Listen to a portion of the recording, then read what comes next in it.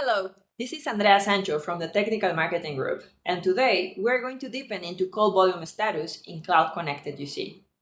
Service experience has two cards, call volume status and call audio quality. Let's dive into call volume status. In this case, firsthand, I'm getting a snapshot view of the status of calls happening in the last 30 days for all clusters, successful, failed, and dropped. To understand the classification of the calls, check help.webex.com and the call termination cause codes of your UCM version. Let's click on the card to dive into the different graphics that CCUC offers as a group to get insights around the status of calls. In the KPI bar, I can quickly observe that I have 4 of 4 calls reported as failed in the last month. That's 14% less than the previous last 30 days. So let's narrow down a little bit the time of period, and I'm going to click on last 7 days. From here, I can see that this current 7 days period has 64% more failed calls than the previous 7 days. Now, let's say I get interested in failed calls.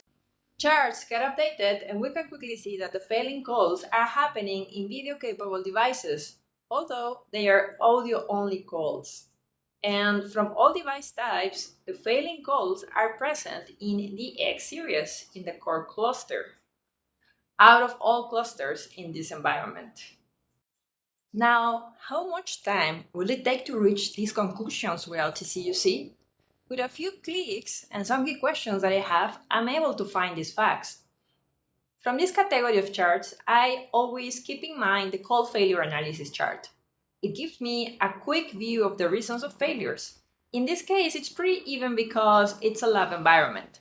But let's try to filter by call rejected. When I do this, I get one calling and called number. Every day, I'm having 4 calls with failures. Maybe it's time to reach out to those users and see what's happening, or I can take a look at the call admission control location and change settings. Next step needs to be determined by the admin based on the context of their environment and results. But as you can see, by looking at the data, you can generate questions that lead you to drill down and find facts with less effort and saving time.